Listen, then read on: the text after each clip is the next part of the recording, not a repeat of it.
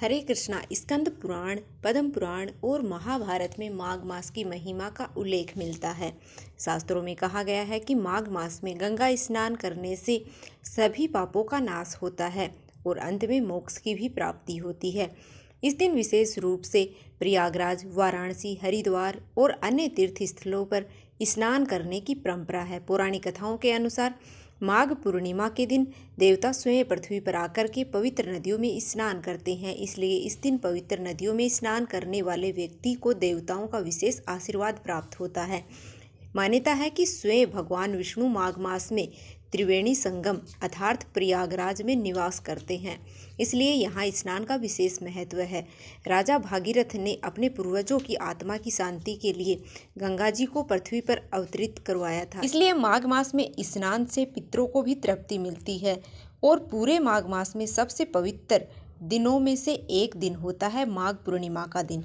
इसी के साथ माघ पूर्णिमा की समाप्ति हो जाती है। माघ पूर्णिमा के दिन अन्न, वस्त्र, तिल, गुड़, कंबल आदि का दान करने से कई गुना फल प्राप्त होता है। इसी दिन कल्पवास की भी समाप्ति हो जाती है। प्रयागराज के संगम तट पर जो साधु संत कल्पवास में रहते हैं वह इसी दिन अपना कल्पवास समाप्त करते हैं। तो आज की इस वीडियो में हम जानेंगे कि इस बार माघ पूर्णिमा का व्रत किस दिन रखा जाएगा, क्योंकि माघ पूर्णिमा के शुभ अवसर पर श्री सत्यनारायण भगवान की कथा का पाठ भी किया जाता है।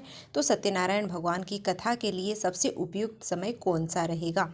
और सबसे विशेष बात है कि इस बार भद्रा पूर्णिमा के दिन विद्यमान रहेगी, तो यह भद्रा इस बार कहाँ पर वास करेगी, पाताल लोक में या फिर स्वर्ग लोक में या फिर धरती लोक पर।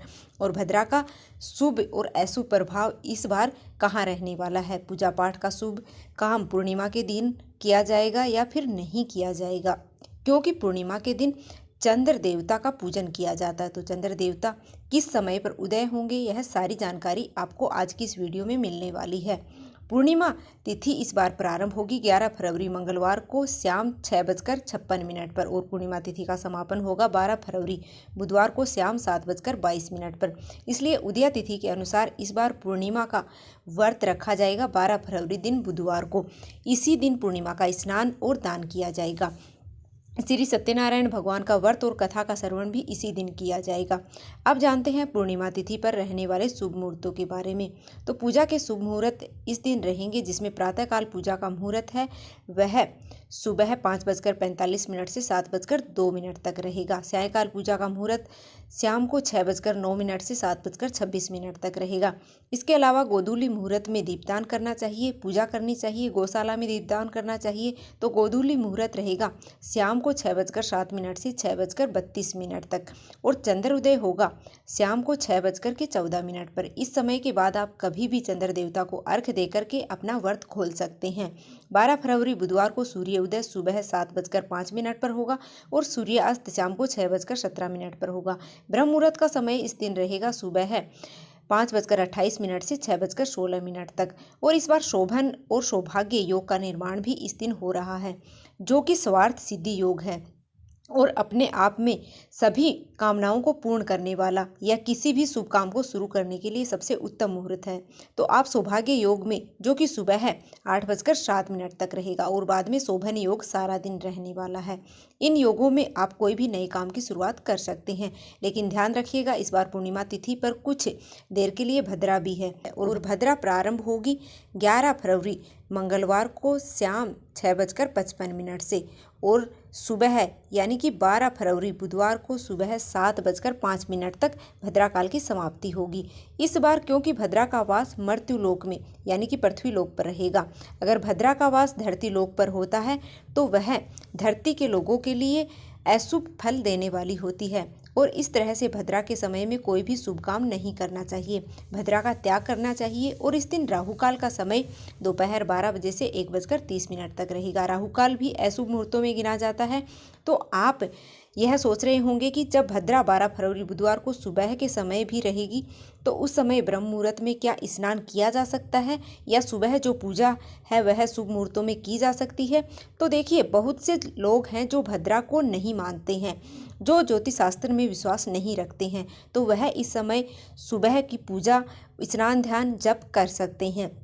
लेकिन जो ज्योतिष शास्त्र को मानते हैं, विश्वास रखते हैं, पंचांग में विश्वास करते हैं, मुहूर्तों में विश्वास करते हैं, उन्हें भद्रा का त्याग करके ही शुभ मुहूर्त जो प्राप्त होता है उसी में पूजा पाठ या स्नान करना चाहिए। सुबह पूर्णिमा के दिन पवित्र नदी के जल से स्नान करने के बाद सूर्य देवता को जल से अर्घ्य देकर मंदिर की साफ सफाई करके गंगा जल का छिड़काव करके हाथ में गंगा जल, पुष्प, अक्षत लेकर व्रत रखने का संकल्प लेना चाहिए और फिर धूप दीप जला करके विधि विधान से भगवान शिव सहित पूरे परिवार और भगवान विष्णु और माता लक्ष्मी जी का स्मरण करना चाहिए, पूजा करनी चाहिए, मंत्रों का जप करके और कथा का श्रवण करना चाहिए और भगवान को भोग लगाना चाहिए।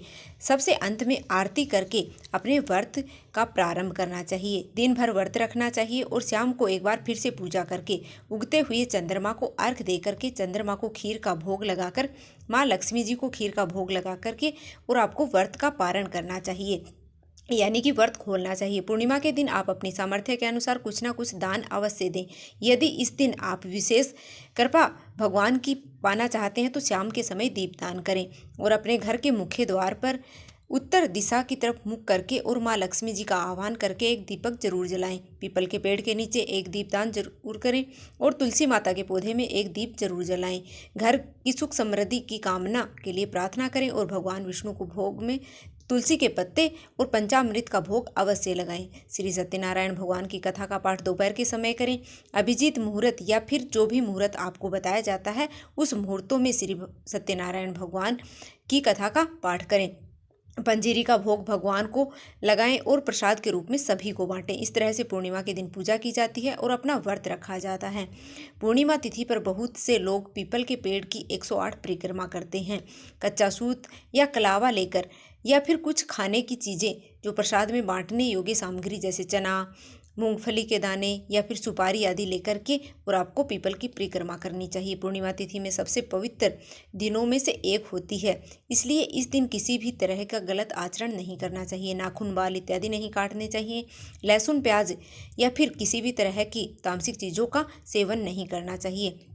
जिस घर में इन नियमों का पालन होता है उस घर में सदा महालक्ष्मी जी की कृपा बनी रहती है। तो यह थी आज की वीडियो। उम्मीद है कि आपको पसंद आई होगी। वीडियो पसंद आई तो वीडियो को लाइक कर दीजिएगा। चैनल पर नए हो तो चैनल को सब्सक्राइब करना बिल्कुल भी मत भूलिएगा और कमेंट बॉक्स में जय श्री हरि विष्णु अवश्य लिख दीजिएगा। मिलते हैं फिर से एक और नई वीडियो के साथ।